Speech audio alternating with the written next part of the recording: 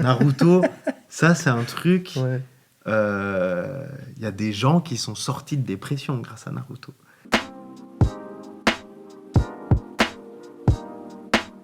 Ces dernières années, il y a aussi eu un switch Le cinéma a perdu beaucoup en exposition.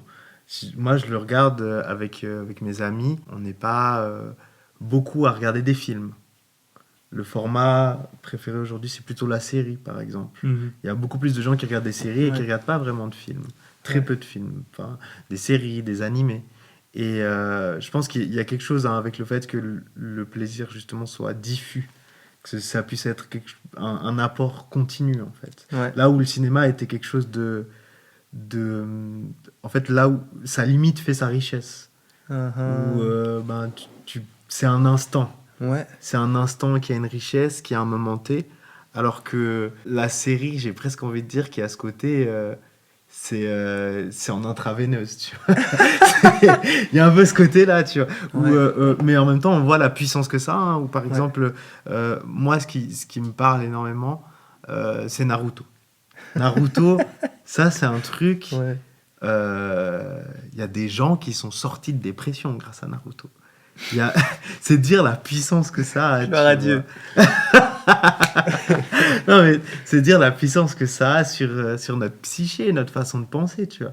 Il y a des gens aujourd'hui qui, comme tu dis, ça prend la place de la religion, parce que là où quelqu'un qui a une éducation chrétienne aurait peut-être une pensée de dire je sais que ça va bien se passer parce que Dieu est avec moi. Enfin, tu as tout un schéma de pensée quand tu passes par quelque chose de traumatisant, etc. Et tu t'en remets et tu vas puiser dans les ressources de ta foi. Et quelqu'un qui a pas ça et qui, par exemple, a Naruto, va se dire c'est vrai que lui, il s'est toujours relevé. C'est la force de la détermination.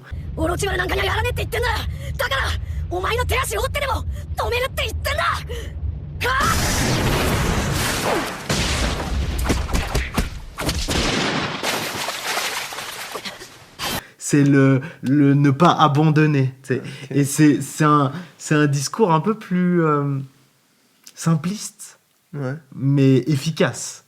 Et si tu regardes, en fait, il y a tous ces grands mythes qui ont été un peu abandonnés par, on va dire, les gens critiques, tu vois, où genre, il y a cet aspect où, on n'est pas dans une société avec des héros. La figure du héros, c'est quelque chose ça a été déconstruit. Ça, c'est trop drôle et c'est hyper énervant. Parce que même Marvel arrive plus à croire aux héros. C'est incroyable. La grande franchise des super-héros arrive plus à croire aux héros. Donc ils sont obligés de faire d'eux des espèces de clown, tu vois, Thor, qui est un peu le grand dieu de la mythologie. Ça devient un espèce de bouffon.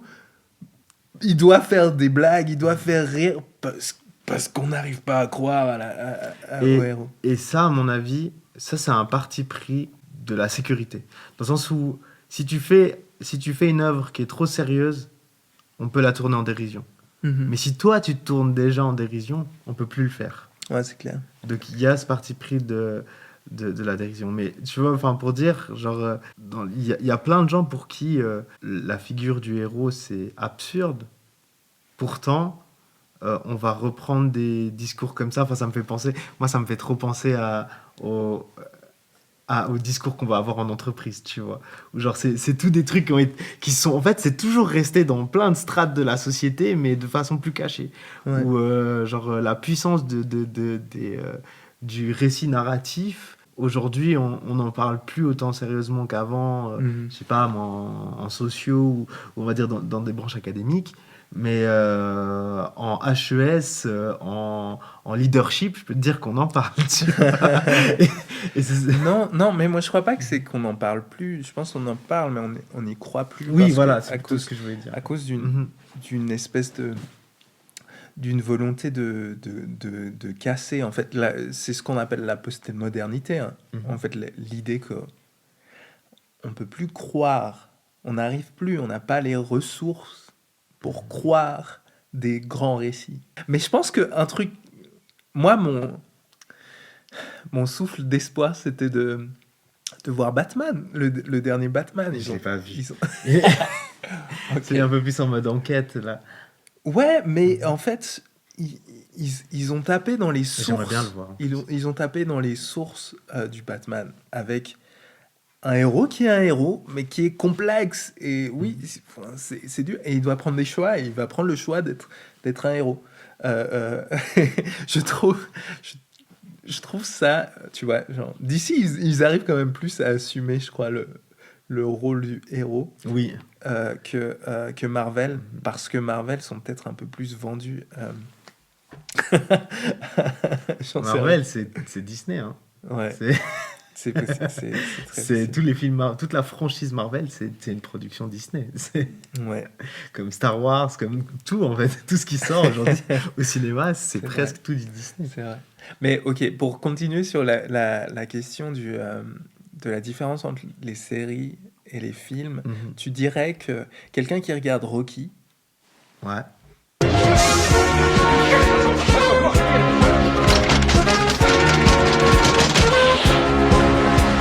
Five more laps.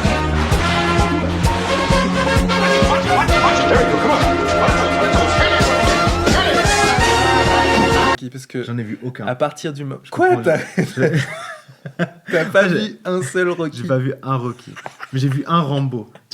Oh mais mec. J'ai vu le premier Rambo. C'est un chef-d'œuvre. Oui, non, il est magnifique. Le premier Rambo, c'est glorieux. Je crois que tous les autres sont nuls. C'est un des seuls films bons que j'ai vu avec Stallone dedans. Voilà, moi je suis pas un expert, mais tous les autres, je les trouve nuls. Et Rocky, je crois que les 3 premiers sont vraiment géniaux. Ok, mais je sais pas, t'as une autre ref d'un... je pensais que t'aurais vu Rocky.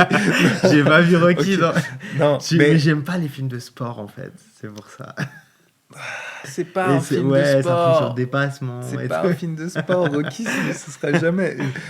En fait, s'il y a quelque chose qui ressemble pas à de la boxe, c'est Rocky. En fait, j'ai l'impression que Rocky, de ce que je vois de l'extérieur, c'est très proche des sentiments que ça a pu dégager en moi Naruto, tu vois.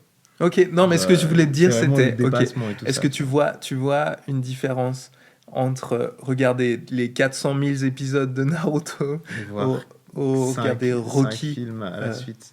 Non, j'en sais rien, mais de voir Rocky et puis de dire oh c'est qui est ça, ça me motive. Pourquoi, enfin tu vois, tu dirais qu'il y a un espèce de mérite dans les séries qui rend ça plus puissant? C'est pas un mérite, c'est la force du temps. Ouais. C'est l'attachement, il se crée en fait. Naruto, il y a plein de gens qui vont te dire, je sais pas c'est quoi, 800 épisodes je pense. Et c'est immense, tu vois, c'est long. Et il y a plein de gens qui ont adoré Naruto, mais tout le monde te dira il y a trop d'épisodes qui servent à rien. Il y a trop d'épisodes, on sent la façon dont c'est cut, il y a trop de contenu superflu. Mais le truc, c'est qu'en fait, du coup, le fait de passer autant de temps avec un personnage, tu vas automatiquement t'attacher, tu vois. Ouais. Là où c'est plus dur de créer de l'attachement sur 1h30, tu vois.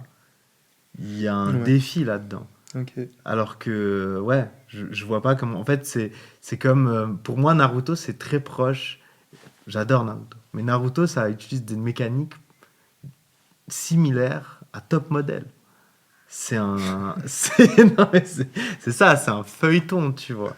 Dans le sens où tu vois des personnages qui reviennent de manière... ils reviennent tout le temps, et puis d'un coup, il y a un personnage qui a disparu depuis un moment, il refait son apparition, et tout est tout content, et chacun a son personnage préféré.